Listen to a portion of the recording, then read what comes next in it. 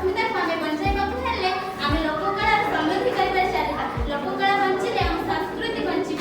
ଲୋକକଳା କେବଳ ନୃତ୍ୟ ସଙ୍ଗୀତ ନୁହଁ, ଆହୁରି ଅନେକ ପ୍ରକାର ଲୋକକଳା ଅଛି।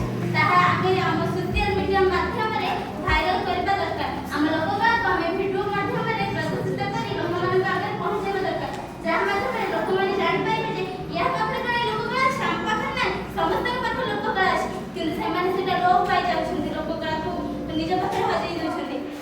ଆଜିକାଲି ଘରେ ଉଠିଲେ ଶୁଣିବ ଆଧୁନିକ ସଙ୍ଗ, ଆଉ ତମକୁ ସେଇ ଭଜନ ପୁରାଣ ଗୀତ ଶୁଣିବାକୁ ମିଳିବନି। ଗାଁ ଦାଣ୍ଡରେ ପଳେଇବ, ପୂଜା ପର୍ବ ହେଲେ ମେଲୋଡି ଦେଖିବାକୁ ମିଳିବ, ଆଧୁନିକ ଡ୍ୟାନ୍ସ ଦେଖିବ, ଆଉ ଆମର ଓଡ଼ିଶୀ ନୃତ୍ୟ ଦେଖିବାକୁ ମିଳୁନି। ଏ ଲୋକମାନେ ବହୁତ ପାଗଳ ହେଇଗଲେଣି। ଆଧୁନିକ ଗୀତ ଶୁଣିବା ପାଇଁ ସେମାନେ ବହୁତ ଉତ୍କଣ୍ଠାର ସହ ନେଇଯାଇଛନ୍ତି, କିନ୍ତୁ ଆମର ଏଇ ଭଜନକୁ କେହି ଲୋକମାନେ ଦେଖୁନାହାନ୍ତି। ଆମର ଓଡ଼ିଆ ସଂସ୍କୃତିକି ଭୁଲି ଯାଉଛନ୍ତି। ତେଣୁକରି ଆମେ ସର୍ବଦା ଆମ ଓଡ଼ିଆ ସଂସ୍କୃତିକି ବଜାଇ ରଖିବା। ଯେଉଁ ଶିକ୍ଷକ ଅବସର ପ୍ରାପ୍ତ ହେଇଗଲା ପରେ ସେ ଘରେ ବସି ସମୟକୁ ବର୍ବାଦ କରୁଛନ୍ତି। ସମୟ ଏମିତି ଗୋଟିଏ ଜିନିଷ, କେବେ କାହାକୁ ଅପେକ୍ଷା କରେନି। ତେଣୁ ଆମକୁ ସମୟ ସହିତ ତାଳ ଦେଇ ଚାଲିବା ଦରକାର।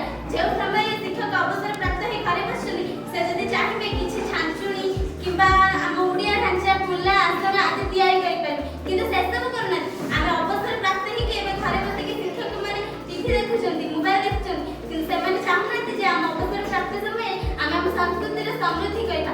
ତେଣୁକରି ଭାଇ ଭଉଣୀମାନେ ସବୁବେଳେ ଆମ ସଂସ୍କୃତିର ସମୃଦ୍ଧି କରିବା ଚାଲ, କାରଣ ଆମ ଦେଶ କେମିତି ଆଗେଇବ ସେଇଟା ତମେମାନେ ଚାହୁଁଛ।